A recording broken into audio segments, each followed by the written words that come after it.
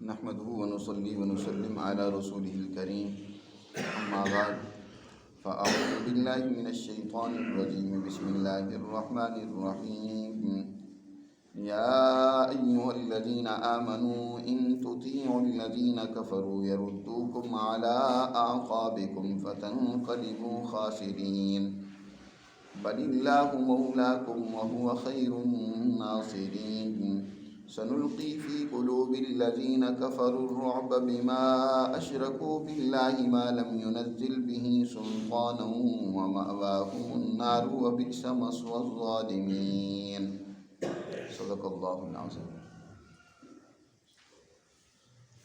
گزشتہ آیات مبارکہ سے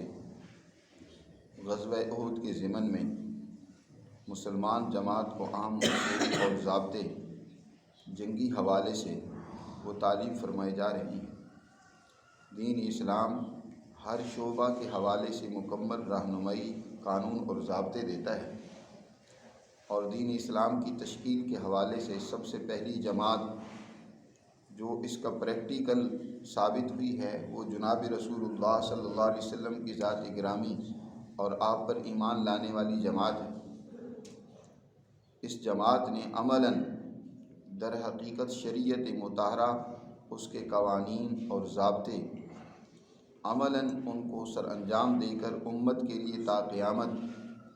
اس کو ایک نمونہ اور اسوہ کے طور پر پیش کیا ہے۔ جنگ احد میں بھی اس مسلمان جماعت سے اور اس کے ایک حصے سے کچھ لغزش اور خطا ہوئی، جس کا قرآن نے کھول کر یہاں اس کو واضح طور پر بیان کی ہے، اور تا قیامت مسلمانوں کو یہ بات باور کرائی اور سمجھائی ہے کہ کس طرح ڈسپلن، نظم و ضبط کی خلاف ورزی کے نقصانات تمہیں اٹھانے پڑ سکتے ہیں۔ اس لیے کبھی بھی اپنے امیر کی اطاعت سے انحراف نہیں ہونا چاہیے۔ یہ اسی وقت ہوگا کہ جب مسلمان جماعت کے اندر تنظیم ہو، اجتماعیت ہو۔ اگر مسلمان جماعت ہی انفرادیت کا شکار ہو جائے، اس کے اندر انتشار و افتراق پیدا ہو جائے، تو پھر تو کمزوری حد سے زیادہ بڑھ جائے گی، پھر تو زوال اور پستی زیادہ ہوگی، شکست زیادہ اس کا سامنا کرنا پڑے گا۔ غزوہ احد میں مسلمان جماعت منظم ہے، لیکن ایک جماعت یعنی ایک چھوٹا سا دستہ 50 افراد پر جو مشتمل تھا، جس کو درے میں آپ صلی اللہ علیہ وسلم نے مقرر کیا تھا، جہاں سے دشمن کے حملے کا امکان تھا، اور بڑی تاکید کی تھی کہ تم نے اس درے کو کسی صورت میں بھی چھوڑنا نہیں۔ لیکن جب ابتدا میں اللہ نے مسلمانوں کو فتح و نصرت سے ہمکنار کیا اور مسلمان دشمن کو بھاگتا ہوا دیکھ کر ان کا تعاقب کر رہے تھے اور ان کا مال اور سامان جمع کر رہے تھے، تو اس درے میں مقرر 50 افراد پر مشتمل جماعت کے درمیان میں بھی اختلاف پیدا ہو گیا کہ اب ہمارے لیے وہ حکم ختم ہو گیا یا ابھی باقی ہے۔ 49 کے قریب افراد نے اس درے کو چھوڑ دیا، اور انہوں نے بھی دشمن کا تعاقب کرنا، مال غنیمت جمع کرنا شروع کر دیا۔ صرف 11 افراد اس درے پر قائم رہے۔ دشمن نے اس کو بھانپ لیا اور پیچھے سے ان 11 آدمیوں کو شہید کر کے، قتل کر کے مسلمانوں پر پیچھے سے حملہ بھی کیا اور سامنے سے بھی حملہ آور ہوئے، جس کی وجہ سے مسلمان جماعت کو اس وقت کافی نقصان اٹھانا پڑا۔ 70 کے قریب مسلمان شہید ہوئے۔ خود سرکار دو عالم صلی اللہ علیہ وسلم اس موقع پر زخمی ہوتے ہیں۔ آپ صلی اللہ علیہ وسلم کے سامنے چار دندان مبارک شہید ہو گئے، اور جو آپ نے خود پہن رکھی تھی اس کی کچھ کڑیاں ٹوٹ کر آپ کے چہرے انور کے اندر گھس گئیں، کیونکہ دشمن کا سارا زور حضور صلی اللہ علیہ وسلم کی طرف تھا۔ ابن قمیہ نے حضور صلی اللہ علیہ وسلم کو تاک تاک کر پتھر مارے اور برسائے اور حضور کو نشانہ بنانے کی کوشش کی، اور اسی طرح بہت سارے اور سورماؤں نے اور دشمن کے افراد نے حضور صلی اللہ علیہ وسلم کو قتل کرنے یا شہید کرنے کے حوالے سے قسمیں کھا رکھی تھیں۔ جیسے ابی بن خلف نے قسم کھائی ہوئی تھی کہ میں انہیں ضرور قتل کر دوں گا، الیاذ باللہ، اور اس ارادے سے وہ بڑھا کہ میں حضور کو قتل کروں، لیکن رسول اکرم صلی اللہ علیہ وسلم کو بھی اس کی قسم کا علم تھا۔ حضور نے ارشاد فرمایا تھا کہ یہ میرے ہاتھوں ہی مارا جائے گا۔ چنانچہ وہ جب حضور کی طرف بڑھا تو بعض صحابہ نے اس کا راستہ روکنا چاہا، اس کا مقابلہ کرنا چاہا، لیکن حضور صلی اللہ علیہ وسلم نے منع فرما دیا کہ نہیں، اس کو آنے دو۔ اس نے لوہے کی زرہ پہن رکھی تھی۔ آپ صلی اللہ علیہ وسلم نے ایک صحابی سے ایک نیزہ لے کر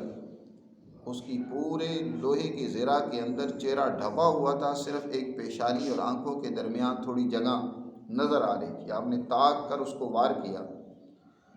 اور وہ وار بھی کوئی اتنا کاری اور گہرا نہیں تھا کہ اس سے خون بھی نہیں بہا، لیکن ایک خراش سی آئی۔ لیکن وہ اتنا وار زبردست قسم کا تھا، اس کے لیے جان لیوا اور تکلیف دہ ثابت ہوا کہ وہاں سے لڑکتا ہوا اپنے لشکر میں پہنچا۔ لوگوں نے بڑا اس کو حوصلہ دینا چاہا، چیختا تھا، چلاتا تھا، روتا تھا کہ میں مارا گیا۔ لوگوں نے بڑا حوصلہ دلایا، شرم دلائی کہ بہادر آدمی ہے اور اتنے معمولی سی خراش سے تو اتنا چیختا اور چلاتا ہے۔ تو کہتا تھا تمہیں معلوم بھی ہے کہ یہ کس کی خراش ہے، یہ کس نے زخم پہنچائے؟ اگر وہ میری طرف تھوک بھی دیتے تو میں مر جاتا، لیکن یہ تو ان کے ہاتھوں سے خراش پہنچی ہے، اور انہوں نے کہا کہ یہی میرے ہاتھوں سے مارا جائے گا، اور اس کی مجھے اتنی تکلیف ہو رہی ہے کہ اگر پورے لشکر میں بھی بانٹ دی جائے تو لشکر اس تکلیف سے ہلاک ہو جائے، کیونکہ سب سے زیادہ معذب سزا اور تکلیف اسی کو پہنچتی ہے جو اپنے نبی کو قتل کرنا چاہتا ہے یا نبی کے ہاتھوں سے زخمی اور قتل ہوتا ہے، وہ سب سے زیادہ سزا کا مستحق ہوتا ہے، سب سے زیادہ اسے تکلیف پہنچتی ہے۔ اسی طرح اور کئیوں نے بھی حضور صلی اللہ علیہ وسلم پر سخت وار کیا، جس کی وجہ سے دشمن نے یہ سمجھا کہ حضور شہید کر دیے گئے۔ اس لیے ابو سفیان نے اس موقع پر بہت یہ شور مچایا کہ دیکھو میں نے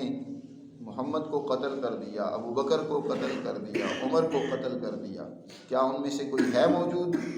وہ آواز دے کر پکارتا رہا، لیکن حضور صلی اللہ علیہ وسلم کی اجازت سے عمر رضی اللہ تعالیٰ عنہ نے جواب دیتے ہوئے فرمایا، خدا کے دشمن، ہم زندہ ہیں، تیری خبر لینے کے لیے ابھی ہم موجود ہیں۔ حضور صلی اللہ علیہ وسلم کی ذات گرامی بھی موجود ہیں، ابو بکر بھی موجود ہیں، اور میں عمر بھی موجود ہوں۔ تو قرآن مجید نے اس جنگ کے واقعات کو یہاں بھی کچھ ذکر کیے ہیں، تفصیلات اگلے 2 رکوعوں میں بھی بیان ہوئی ہیں۔ یہاں ابتدائی آیات کا آج ہم ترجمہ کرتے ہیں۔ اللہ تعالیٰ نے ارشاد فرمایا، ایمان والو ان تطیعوا الذین کفروا، اگر تم ان لوگوں کا کہنا مانو گے جنہوں نے کفر کا راستہ اختیار کر رکھا ہے، یردوکم علی اعقابکم، وہ تمہیں تمہارے ایڑیوں کے بل واپس پلٹا دیں گے، تمہیں بے دین بنا دیں گے۔ اس جنگ میں ابتدا کے اندر مسلمانوں کو فتح ہوئی، لیکن درمیان میں ایک اس دستے کی اطاعت اور ڈسپلن کو توڑنے کی وجہ سے مسلمانوں کو پھر شکست کا سامنا کھانا پڑا۔ لیکن مسلمانوں کا رعب اتنا زیادہ تھا، حضور صلی اللہ علیہ وسلم نے ارشاد فرمایا کہ اللہ نے 5 چیزوں سے میری نصرت اور مدد کی۔ ان میں سے ایک چیز تو آپ صلی اللہ علیہ وسلم نے ارشاد فرمائی کہ روئے زمین میرے لیے اور میری امت کے لیے طہارت اور مسجد کا اس کو ذریعہ بنا دیا گیا کہ جہاں بھی پانی میسر نہ ہو، اسی مٹی سے انسان طہارت پاکیزگی حاصل کر سکتا ہے، اور جہاں بھی نماز کا وقت ہو اس زمین پر نماز پڑھ سکتا ہے۔ اسی طرح آپ صلی اللہ علیہ وسلم نے ارشاد فرمایا کہ مجھ سے پہلے انبیاء اپنی قوموں کے نبی تھے، لیکن اللہ نے مجھے ساری انسانیت کا نبی بنا کر بھیجا ہے۔ اور اسی طرح آپ صلی اللہ علیہ وسلم نے شفاعت کے بارے میں فرمایا کہ ہر نبی نے شفاعت یا کوئی دعا اس کو عطا کی گئی تھی مخصوص، جو اس نے اپنے لیے دنیا میں اس دعا کو استعمال کر لیا، اور میں نے اپنی دعا اور شفاعت کل قیامت کے دن اپنی امتیوں کی مغفرت اور بخشش کے لیے سنبھال رکھی ہے، جو کل قیامت کے دن اللہ سے مانگوں گا۔ اور اسی طرح آپ نے فرمایا کہ اللہ نے میری دشمن پر رعب کے ذریعے سے مدد کی ہے، کہ دشمن وہ میلوں دور ہوتا ہے تو حضور صلی اللہ علیہ وسلم کا اور حضور کی جماعت کا اس پر رعب طاری ہو جاتا ہے۔ چنانچہ یہاں بھی قرآن مجید میں اللہ نے ارشاد فرمایا، سنلقی فی قلوب الذین کفروا الرعب بما اشرکوا، ہم ان لوگوں کے دلوں میں تمہارا رعب ڈال دیں گے جنہوں نے اللہ کی تعلیمات کا انکار کیا، ان پر تمہارا رعب اور ہیبت بیٹھ جائے گی۔ چنانچہ کفار باوجود اس کے اس میدان میں وقتی طور پر ان کو فتح ہوئی، لیکن انہوں نے اس معمولی فتح کو ہی غنیمت سمجھا اور میدان چھوڑ کر مکہ کو راستہ لیا۔ حالانکہ اگر وہ چاہتے تو یہی بہترین موقع تھا کہ مسلمان زخمی ہے ایک طرف وہ نڈھال ہے، کیونکہ اس موقع پر یہ بھی خبر پھیل گئی تھی کہ حضور کو شہید کر دیا گیا، جس کی وجہ سے مسلمان بڑے غمزدہ تھے اور پریشانی کے عالم میں تھے۔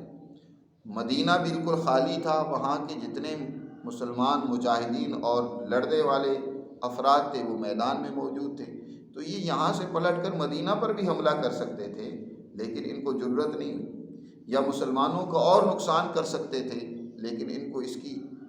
ہمت نہیں ہوئی کہ یہ آگے بڑھ کر اور مسلمانوں کا نقصان کر سکے۔ انہوں نے جو کچھ ان کو فتح ہوئی اسی کو غنیمت سمجھتے ہوئے بغلے بجاتے ہوئے وہاں سے انہوں نے مکہ کا راستہ لیا اور جا کر وہاں پناہ لی۔ یہ مسلمانوں کی ہیبت اور رعب تھا جو ان کے دلوں پر طاری ہو چکا کہ مزید ان کے اندر کسی قسم کے اقدام کی جرت نہیں پیدا ہوئی۔ تو قرآن مجید نے یہاں سمجھایا کہ یہ جو تمہیں وقتی طور پر کچھ شکست ہوئی، تمہارے افراد شہید کیے گئے، اس کی بنیاد پر منافقین اور کفار کے کچھ افراد جو انہوں نے جاسوس بھیجے ہوئے تھے وہ مسلمانوں کو مرعوب کرنا چاہتے تھے اور کہتے تھے کہ دیکھو مسلمانوں، اللہ سے ڈرو، مسلمانوں تم ڈرو، ان کافروں کا بہت بڑا لشکر تم پر دوبارہ حملہ آور ہونے والا ہے۔ اور ان کا مسلمانوں کو کہتے تھے منافق کہ محمد کا ساتھ چھوڑ دو، اور ان کو بے دل کرنے، بزدل بنانے، ہمت ہارنے کے حوالے سے پراپوگنڈے کیے جاتے تھے۔ سب سے بڑا پراپوگنڈا یاد رکھیں، یہ سب سے بڑی جنگ دشمن کی طرف سے یہی ہوتی ہے کہ ایسا پراپوگنڈا کیا جائے جس کے نتیجے میں مسلمان جماعت کا مورال وہ گر جائے، اس کے اندر جرت، بہادری اور دلیری نہ رہے، ان کے اندر بزدلی کے آثار پیدا کر دیے جائیں۔ تو یہ جو کافروں اور منافقوں کی طرف سے پراپوگنڈا ہو رہا تھا، قرآن نے کہا اس پراپوگنڈے میں آنے کی ضرورت نہیں ہے، اگر تم ان کی باتوں میں آ گئے تو یاد رکھو یہ تو تمہیں تمہارے نظریے سے ہٹا کر تمہیں چھوڑیں گے، تمہارے ایمان اور دین سے تمہیں پھیر دیں گے۔ یہ تو اس وقت تک چین سے نہیں بیٹھیں گے جب تک تمہیں بے دین نہ بنا دیں۔ اس لیے فرمایا یا ایھا الذین آمنوا، اے ایمان والو، اگر تم نے ان لوگوں کی بات مان لی جنہوں نے اللہ کی تعلیمات کا انکار کیا ہے، یردوکم علی اعقابکم، وہ تمہیں تمہارے ایڑیوں کے بل الٹا دیں گے واپس۔ اللہ نے تمہیں ہدایت دی، ایمان کی دولت نصیب فرمائی ہے، تو وہ تو تمہیں بے ایمان بنا دیں گے، اور پھر نتیجہ کیا نکلے گا؟ فتنقلبوا خاسرین، تم نقصان اور خسارہ اٹھانے والوں میں سے ہو جاؤ گے۔ تمہیں ان سے ڈرنے کی کیا ضرورت ہے؟ تمہیں یہ منافق ڈراتے ہیں یا کافروں کے جاسوس تمہارے اندر پراپوگنڈے پیدا کرتے ہیں، تمہیں خوف زدہ ہونے کی کیا ضرورت ہے؟ تمہارا مددگار مولا کون ہے؟ اللہ ہے۔ بل اللہ مولاکم، بلکہ اللہ تمہارا مولا ہے، وہ اور اسی مولا نے، اسی مددگار رب اور پروردگار نے تمہاری مدد کی ہے، پہلے بھی مدد کی ہے، بدر میں بھی مدد کی، احد کے موقع پر بھی ابتدا میں مدد کی، لیکن تمہاری اپنی غلطی تھی، اس کی تنبیہ بھی تو ضروری تھی نا۔ وہ پھر بھی بہترین مدد کرنے والا وہی ہے تو جس کا مولا اور مددگار اللہ ہو۔ ابو سفیان نے اس موقع پر پہاڑ پر چڑھ کر وہ بڑے بلند آواز سے کہنے لگا کہ اعلیٰ حبل، اعلیٰ حبل، حبل کا نام بلند ہو گیا، روشن ہو گیا، حبل کا نام روشن ہو گیا، وہ بلند ہو گیا۔ تو حضور نے ارشاد فرمایا کہ تم اس کا جواب کیوں نہیں دیتے؟ حضرت عمر فاروق رضی اللہ تعالی عنہ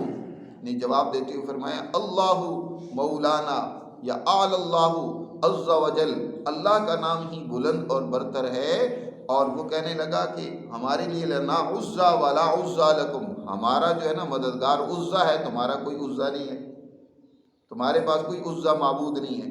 تو حضور صلی اللہ علیہ وسلم نے فرمایا جواب دو اللہ مولانا ولا مولا لکم، اللہ ہمارا مولا اور مددگار ہے، تمہارا کوئی مددگار اور مولا نہیں ہے۔ تو یہاں بھی فرمایا کہ بل اللہ مولاکم، کہ اللہ ہی تمہارا مولا اور مددگار ہے۔ تو جس کا اللہ مددگار اور مولا ہو اس کو کسی سے ڈرنے کی کیا ضرورت ہے؟ اس کو مرعوب ہونے کی کیا ضرورت ہے؟ اور اللہ سے بہتر کوئی مدد کرنے والا نہیں ہے، وہ خیر الناصرین۔ سنلقی فی قلوب الذین کفروا الرعب، ہم جلدی ہی، وہ وقت دور نہیں ہے کہ تمہارا رعب ان کے دلوں پر ایسا طاری ہو جائے گا، ان لوگوں پر جنہوں نے اللہ کی تعلیمات کا انکار کیا ہے، کہ وہ تمہارے سامنے آنے کی جرت نہیں کریں گے۔ چنانچہ ایسے ہی ہوا، اس جنگ میں بھی یہاں سے فرار کا راستہ انہوں نے اختیار کیا، غنیمت جانا کہ چلو کچھ عزت بچ گئی ہیں، اور انہوں نے جا کر مکہ میں پناہ لی۔ بما اشرکوا باللہ ما لم ينزل به سلطانہ، اس کی وجہ یہ ہے کہ یہ شرک میں مبتلا ہیں، ایسی چیزوں کو، ایسی ہستیوں کو اللہ کے برابر شریک ٹھہراتی ہیں جن کی اللہ نے کوئی سند اور دلیل بھی نازل نہیں کی۔ مشرک کا یقین نہیں ہوتا، وہ کئی طاقتوں اور قوتوں کو مانتا ہے، تو جو کئی طاقتوں اور قوتوں پر بھروسہ کرتا ہے تو اس کے اندر وہ پاور، وہ قوت، وہ یقین نہیں پیدا ہو سکتا جو اس انسان کے اندر یقین پیدا ہوتا ہے جو صرف ایک ذات پر اعتماد رکھتا ہے۔ ایک ذات پر اعتماد رکھنے والا، وہ اس کے اندر قوت و پاور زیادہ ہوتی ہے، جرت اور بہادری زیادہ ہوتی ہے۔ قرآن مجید میں دوسری جگہ پر ایک مثال دیتے ہوئے فرمایا کہ ایک غلام ہے اور وہ دو آدمیوں کی ملکیت میں ہو، ہر مالک اپنی طرف اس کو کھینچتا ہو، اس سے کام لینا چاہتا ہو، اور وہ جو دونوں مالک ہیں متشاکسون، وہ بڑے جھگڑالو بھی ہیں، ہر ایک چاہتے ہیں کہ یہ میری خدمت کرے، میرے کام بجا لائے۔ اور ایک وہ غلام ہے جو ورجلا سلما لرجل، صرف ایک ہی کا غلام ہے، تو یاد رکھو کون سکون میں ہوگا، اطمینان میں کون سا ہوگا؟ وہ غلام جو کئیوں کا غلام ہے اور وہ بھی جھگڑالو ہیں، ہر ایک اس کو اپنی طرف کھینچتا ہے، وہ تو بیچارہ بے چین نہیں رہے گا کہ میں کس مالک کی بات مانوں، کدھر جاؤں۔ اسی طرح جو مشرک ہوتا ہے، جو کئی طاقتوں اور قوتوں پر بھروسہ کیے ہوئے ہوتا ہے، تو اس کے اندر یقین و قوت نہیں ہوتی، وہ تو پریشان ہی رہتا ہے۔ لیکن جو صرف ایک ذات پر اعتماد رکھتا ہے، جو اپنے رب کو مولا اور اپنا مددگار مانتا ہے، اس کے اندر یقین کی قوت اور پاور زیادہ ہوتی ہے۔ تو فرمایا یہ مرعوب ہوں گے، تم سے ڈریں گے، اس لیے کہ یہ مشرک ہیں، انہوں نے کئی طاقتوں کو اللہ کا شریک اور برابر ٹھہرا رکھا ہے، جبکہ تم صرف ایک ذات پر بھروسہ کرتے ہو۔ اور یاد رکھو ان کا ٹھکانہ جہنم ہے، وَمَأْوَاهُمُ النَّارُ وَبِئْسَ مَثْوَى الظَّالِمِينَ، اور یہ ظالم ہیں، ظالموں کے لیے جہنم ہی پناہ کی جگہ ہے، اور وہ بہت ہی بری جگہ ہے کہ جو وہاں پہنچا یا وہاں داخل کر دیا گیا تو اس سے بری کوئی جگہ نہیں ہو سکتی جس میں اس کو۔ ابو سفیان نے اس موقع پر کہا نا کہ دیکھو یہ تمہارے بدر کا بدلہ ہے، بدر میں تم نے ہمارے 70 آدمی مارے تھے، آج ہم نے تمہارے 70 آدمی قتل کر دیے۔ حضور صلی اللہ علیہ وسلم نے فرمایا کہ اس کو جواب دو کہ تمہارے 70 جو مارے گئے وہ سب جہنم میں گئے ہیں، ہمارے یہ جو 70 آدمی شہید ہوئے ہیں یہ سب جنت میں گئے ہیں، یہ کامیاب ہوئے ہیں۔ تو ابو سفیان کہنے لگا پھر تو بڑا ہی سودا غلط ہوا، پھر تو ہم نقصان اور خسارے میں رہے جی۔ تو وہی اللہ ارشاد فرما رہے ہیں کہ یہ جو ان کے مقتول ہیں یا یہ جو کافر ہیں، یہ تو جہنم کا ایندھن بنیں گے، وَبِئْسَ مَثْوَى الظَّالِمِينَ۔ عبداللہ ابن عمر رضی اللہ تعالیٰ عنہ فرماتے ہیں کہ جس وادی میں ابی ابن خلف مرا، قتل ہوا حضور کے زخم پہنچانے سے، تو وہیں اس کو دفن کیا گیا۔ تو بعد میں نے ایک خواب کے ذریعے سے دیکھا کہ جہنم کی لپٹیں اور آگ اس کو ہر طرف سے پہنچ رہی ہے، جہنم کے دروغے اور فرشتے اس کی مار کٹائی کر رہے ہیں، وہ واویلا کر رہا ہے، پانی طلب کر رہا ہے، اور ایک آواز آتی ہے، کہا جاتا ہے کہ اس کو پانی نہیں دینا، یہ وہ ہے جس کو اللہ کے پیغمبر نے قتل کیا۔ تو ان کا ٹھکانہ جہنم ہے، وَبِئْسَ مَثْوَى الظَّالِمِينَ، اور جہنم سے برا کوئی ٹھکانہ نہیں۔ تو اس طریقے سے ان آیات مبارکہ میں مسلمان جماعت کو مخاطب کرتے ہوئے تنبیہ کی گئی کہ وہ صرف اللہ اور اس کے رسول کی اطاعت کریں، کسی اور کے پراپوگنڈوں میں آنا، کسی سے متاثر ہونا، کسی کی باتیں سن کر دل تھوڑا کر لینا، یہ درست نہیں ہے۔ اللہ ہمیں سمجھ نصیب فرمائے اور اپنے احکامات پر عمل کی توفیق دے۔ لا